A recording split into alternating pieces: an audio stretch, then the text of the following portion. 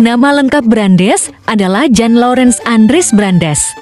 Lahir di Rotterdam pada tanggal 13 Januari tahun 1857. Ayahnya seorang pendeta Kristen Lutheran.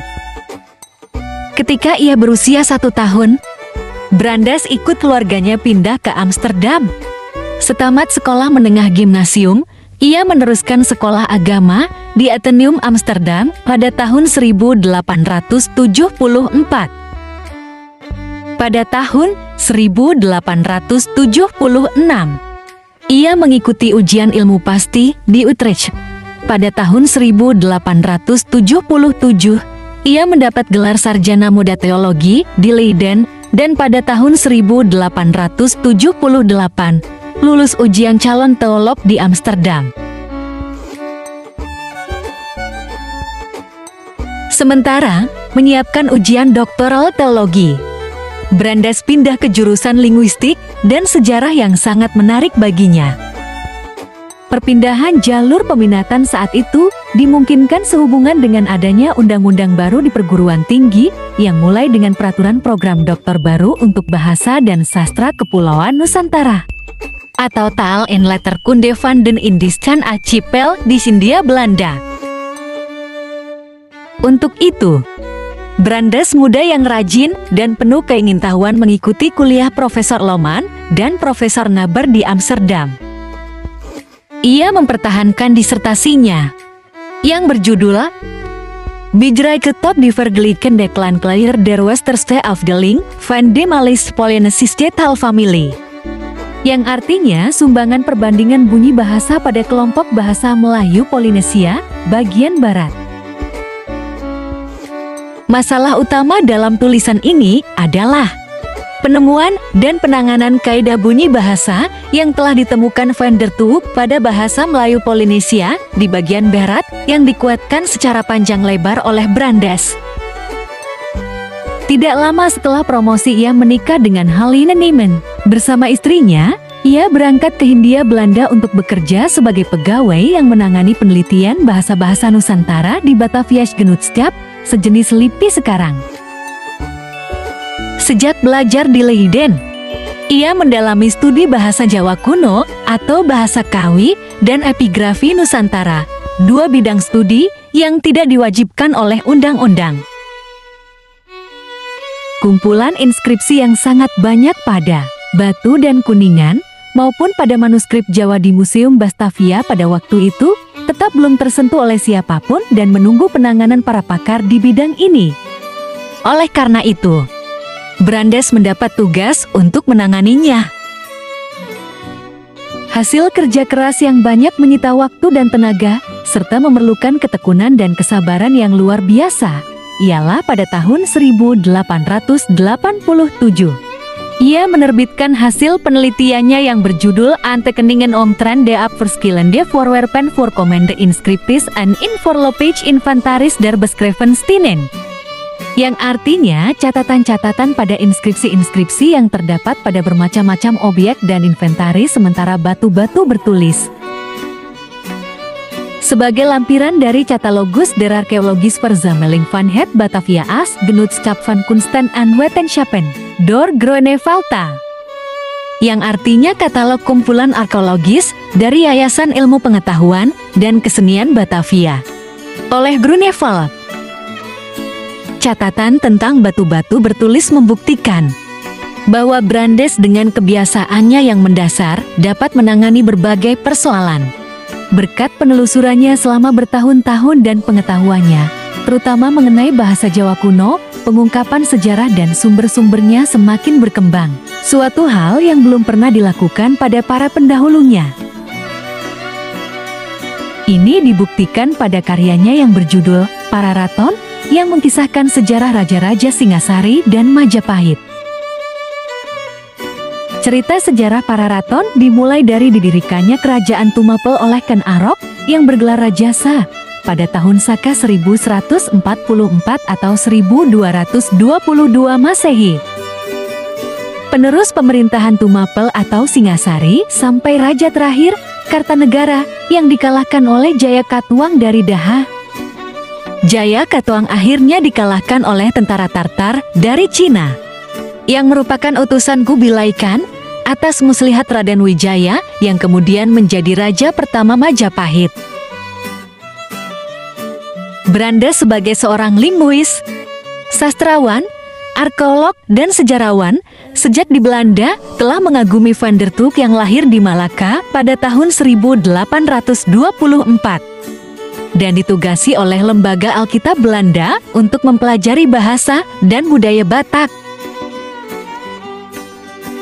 Untuk menyamakan visinya mengenai kaidah bunyi bahasa Melayu Polinesia di bagian barat Hindia Belanda, Brandes menyempatkan tinggal di rumah Van der Tuuk di Bali selama 4 minggu. Setelah Van der Tuuk meninggal dunia, Brandes ditugasi oleh Batavia Siggenotschap untuk menyelamatkan arsip milik Van der Tuuk. Karya berupa kamus bahasa Kawi Bali Belanda yang disusun oleh Van der Tuuk diterbitkan setelah kematian Van der Tuuk. Pada tahun 1897 Brandes berlibur ke Belanda. Kesempatan itu dipergunakannya untuk mendalami sistem katalog di Leiden. Kepiawaian Brandes dalam mengarsipkan karya-karya Van der Tuuk dan temuan-temuan di wilayah kolonial Hindia Belanda menjadikannya seorang arsiparis yang handal. Sebagai personel Batavia Siggenotschap, Brandes dalam Perang Lombok ditugasi untuk menyelamatkan naskah-naskah kuno yang dimiliki oleh Raja Lombok. Pada awal Oktober tahun 1894, Brandes menerima rampasan perang yang ia sebut Gestreven Oorlogsbuit atau rampasan perang tertulis, yaitu buku-buku lontar yang bagi orang Eropa tidak seorang pun menghargainya kecuali para ilmuwan. Raja Lombok terkenal sangat kaya raya. Tetapi untuk Brandes dan dunia para ilmuwan yang berharga bukanlah emas, perak, dan intan berlian, melainkan khazanah budaya yang tidak ternilai harganya.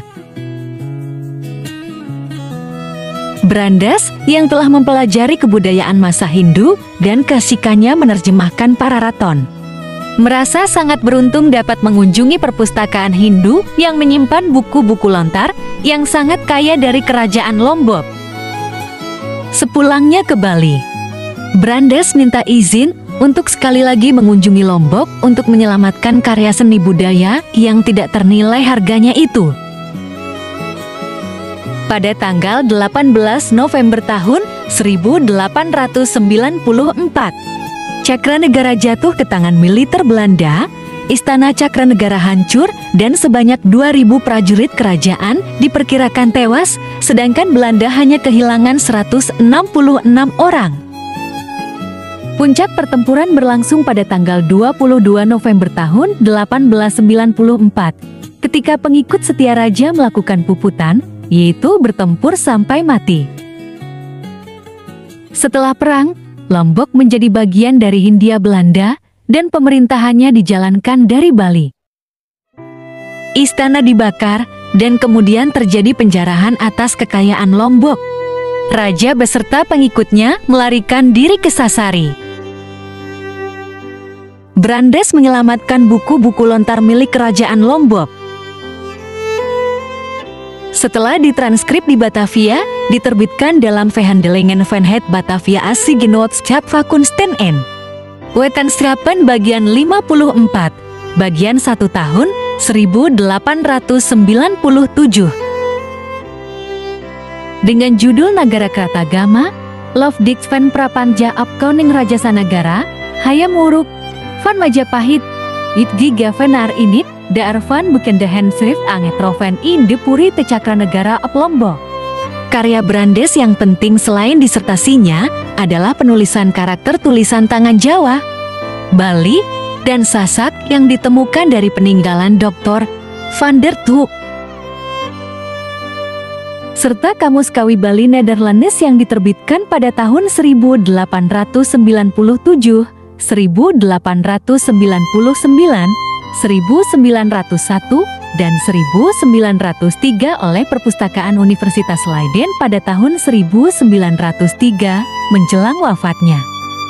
Selama masa hidupnya, Brandes sangat produktif dalam menulis. Tulisannya antara lain dimuat di Tijdschrift Voortaal, Land and Volkenkunde van Nederlands India, Notilen van die Algemene Directie Vergaderingen van het Batavia's Genootschap van Kunsten en Wetenschappen, Maanskrifie 1 tahun 1886 sampai 1887. Feestbundel, Hommage, Catalogus der Archeologische Verzameling van het Batavia's Genootschap, dan Archeologisch Onderzoek op Java en Madura. Di samping karya tulis yang diuraikan di atas, Brandes sebagai seorang arsiparis membuat katalog temuan-temuan manuskrip dari berbagai wilayah di Hindia Belanda. Kumpulan arsip itu saat ini masih tersimpan rapi di Perpustakaan Nasional dan di KIT LV Leiden. Brandes meninggal dunia pada usia yang terbilang masih cukup muda. Pada tanggal 26 Juni tahun 1906, dalam usia 48 tahun, Brandes dimakamkan di Museum Taman Prasasti di Jalan Tanah Abang 1 Jakarta Pusat. Letak museum tersebut persis di sebelah kantor Wali Kota Jakarta Pusat. Pada masa VOC dan masa kolonial Hindia Belanda, tempat ini bernama Europese Kerkhof atau tempat pemakaman orang Eropa, dan nama jalannya dahulu adalah Kerkhoflaan atau Jalan Pemakaman. Museum ini dahulu luasnya 5,5 hektar, tetapi sekarang tinggal 1,3 hektar saja. Pada masa Gubernur Ali Sadikin, di kiri kanan makam dibangun gedung Wali Kota dan Karang Taruna Jakarta Pusat. Pada tembok gedung yang menghadap ke jalan, dipasang batu-batu nisan masa VOC, pindahan dari pemakaman gereja Belanda Baru yang sekarang menjadi museum wayang. Makam Brandes bersebelahan dengan makam Gubernur Jenderal VOC yang terakhir, yaitu Mr. Gerardus van Overstraten. Jika saat itu Brandes tidak menyelamatkan dan merawat naskah negara Ketagama, mungkin saat ini kita akan kesulitan dalam mengetahui asal-usul kerajaan Majapahit dari pandangan sosial ekonomi, sosial budaya, politik luar negeri, dan dari sisi lainnya secara lebih mendalam.